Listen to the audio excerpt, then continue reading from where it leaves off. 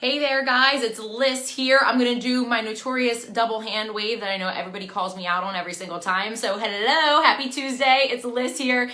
I'm super excited to talk to you guys about the 5 main reasons that you're tired all the time. Guys, do me a favor and as you're hopping on, let me know where you're watching from, and if you're catching this later, after work, after the kids' events, whatever it is, as you're sitting in bed, hopefully not dropping your phone on your face, getting ready to go to sleep, do me a favor, put hashtag replay. Hey Sam, thanks for hopping on. If you're watching the recording, do hashtag replay and let me know where you're watching this from. So, hey Gab, hey Beth, thanks for hopping on, guys. So I'm hoping that a lot of people get value out of this, because if you're anything like me, you experience fatigue a lot. And mine's gotten a lot better over the years, but this is something that I personally have dealt with. I know a lot of people deal with, my clients, customers, and so I think that this is going to be extremely beneficial for you guys.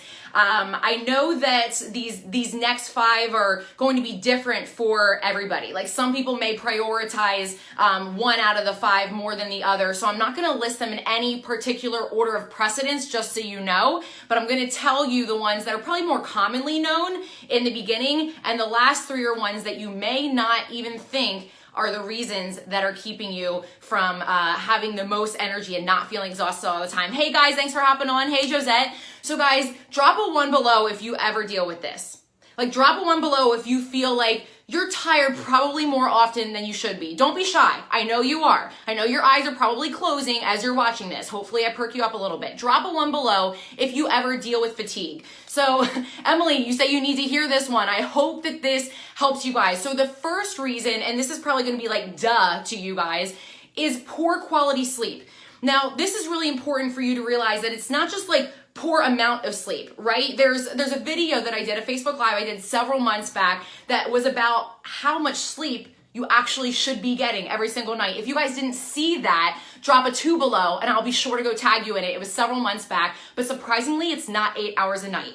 Everybody's a little bit different, but it's not 8 hours. So it's not only how long of sleep that you should get, because let's be realistic, most of us don't. We're staying up late watching, Game of Thrones, and then we're getting up early to go to work, okay? So you could be that person that just doesn't get enough sleep, or you're that person that's like me, that you are getting 8, 9, 10, 12, 15 hours of sleep sometimes, and you wake up still feeling just as exhausted as if you would have gotten like no sleep or like 3 hours. Guys, drop a 3 below if that's you. If you feel like no matter how much sleep you get, you're still not rested when you wake up. Like I literally felt like I went through 3 20-ounce coffees every single day. I was absolutely exhausted, and I know there's a lot of other people out there that they can't understand why they're so tired. So quality sleep is a big deal. If you're not getting good quality sleep, it doesn't matter how many hours you sleep if you're not hitting REM sleep. So if you have too much stress in your body, oxidative stress, hence why I use a NRF2 activator before I go to bed, then you're not going to hit REM sleep as much. If you have alcohol in your system, if you're somebody that drinks before you go to bed, whether it's beer, wine, whatever, you are not able to hit REM sleep the same way as if you were going to bed without alcohol in your system. Just so you know that, make a note, okay? You may think you help to fall asleep better if you have a drink before bed, but you're not getting the same quality of sleep. That's really important to know, all right? So number 2 is a sedentary lifestyle. Number 2 reason why you're always tired.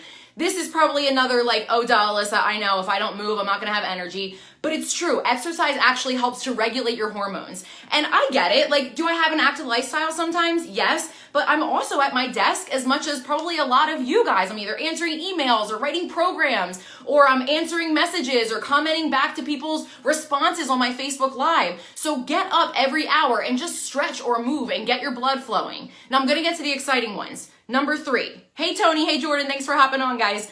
Number 3 is adrenal fatigue or chronic fatigue syndrome. And some people use them interchangeably and some people look at them different. But guys, this is extremely important, and this is something that is very near and dear to my heart. Guys, drop a 4 below if you know what adrenal fatigue or chronic fatigue syndrome is. I use them interchangeably, okay? So this is something that I didn't even know about until I was about 4 years into my Lyme disease battle. Am I barefoot, John? Yes, I'm barefoot. How do you know right now that I'm barefoot? Can we see your feet? Why do you want to see my feet? I'll show you my feet later. Yes, I'm barefoot.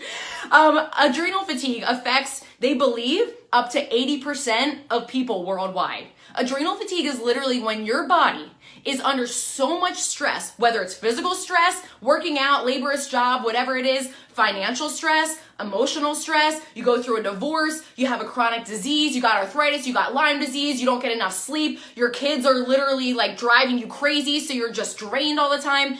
It doesn't matter. That stress is literally causing your adrenals in your body, they're down here, but your adrenals are responsible for secreting over 50 hormones in your body. So if your adrenals are drained from stress, your hormones are all out of whack, you are all over the place, and your body's like, that's it. I've had enough. You are literally just exhausted all the time. And this is something that I didn't even realize was out there, and most doctors don't even acknowledge it. So guys, this is number 3 reason for adrenal fatigue, chronic fatigue syndrome. Number 3 reason for being tired all the time. And women, you are 4 times more likely to experience adrenal fatigue, especially if you are in your 40s or 50s. All right? Number 4 is thyroid disease. And this is something that they say affects probably on average about 2 million Americans per year. Guys, this is huge. This is something that is caused by all different types of stuff, like hormonal imbalances can cause thyroid disease. You have different types of toxicity and radiation exposures. You have food intolerances, especially gluten, especially dairy. And then you have nutrient deficiencies. If you're deficient in selenium or iodine, those all affect thyroid. Guys, drop a 5 below if you or somebody you know has a thyroid issue. They have books out there called Thyroid Madness because there's so much going on out there and they're trying to figure out where it all comes from. Now, I could go literally on a whole nother tangent about the thyroid, and I can do that on another Facebook Live. But just know that if you think that your thyroid is off because, you know, your hormones aren't regulated, no matter how much you're working out, or, you know, if your body temperature isn't regulated, any types of, like, your moods, your weight loss is weird. There's so many things that can signify that you have thyroid issues. Guys, I'm one of them. Like, people don't believe that I'm actually a hypothyroid person, but I am. I didn't know it until about 3 years ago, and I went to a regular doctor, my PCP, and they literally said, oh, you're in range. Just because you get a thyroid test that comes back in range, they're testing your TSH, so your thyroid stimulating hormone, it doesn't necessarily mean that's in your range.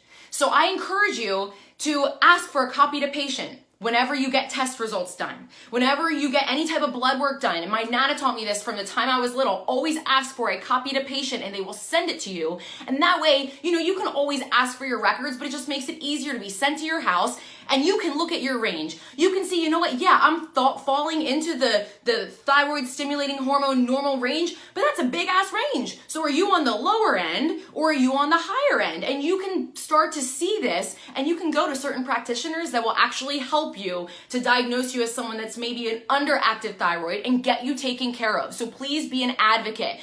Tanya, you said so true about the thyroid test. Seriously, people just, you just have to be educated with this stuff. And I learned it just from being in this mess for the last 7 years, okay? So that's thyroid. And guys, number 5, which is probably the most important one I want to talk about, is depression and anxiety. Number 5, as far as the reason for you being always tired, could be depression or anxiety. And many times they can tend to go hand in hand. And this is something I personally have been dealing with since I was diagnosed with clinical depression when I was 16 years old. And I know it was way before that I needed help with it. But there's 2 main reasons that I want to talk about this. Because number 1, I feel like it's the first thing that doctors go to anymore. The amount of antidepressants and anti-anxieties that are prescribed anymore is insane. It's like the solution for everything. I'm not saying it doesn't have a part, because I've taken them. Like, I get it. But what I want you to realize is that just because you're tired, if you go to your doctor and say that you are tired, many times they'll be like, oh, okay, you're depressed, here's some Zoloft. Oh, okay, here, you're depressed or anxious, and so let's do some Ativan, let's do some Klonopin. I can't believe how much they throw Klonopin out there anymore and how addictive it is. It's something that ends up being now a crutch for the reasons that people are tired all the time. And you know, what's funny is that I was easily put on an antidepressant when I was 16, but nobody told me, no doctor talked to me about the fact that the main happy hormone, serotonin, that you need to, you know, be happy, not be depressed, blah, blah, blah, it comes from your gut. I've had IBS my entire life, but nobody said, hey, maybe we should figure out what's going on with your gut, and maybe you wouldn't need this antidepressant or need as much of it because you're gonna get the hormone regulated naturally. Nobody talked to me about that. Still they hadn't until I went to my Holistic MD 3 years ago. No one talked to me about that. And so I encourage you guys, if you are not looking at your gut health as far as the foods you're taking in and the supplements that you're taking, getting on the right probiotic, probio, the balls that I talk about all the time, you are doing yourself a disservice when it comes to depression and anxiety. And I'm telling you, 9 times out of 10, if you can make some of these other adjustments, you probably won't need that medication. You may still need it. There's a place for it. But I'm telling you, you probably won't, okay? So I hope that this helps some of you guys out there. I know there's a ton of people that deal with depression, anxiety. Guys, 4 out of 5 of these things, whether it's poor quality sleep, adrenal fatigue, chronic fatigue syndrome, thyroid issues, depression, anxiety, I dealt with 4 out of the 5, which the 5th one is sedentary lifestyle. I dealt with those. So I just want you to understand that this is coming from a place not only of science, but of personal experience, that these are probably the reasons that you are feeling exhausted all the time. And if you want to comment below or message me, I'm more than happy to help point you in the direction that maybe that you want to go, and I'm here for you. So hopefully this helped you guys. Mwah. Happy Tuesday.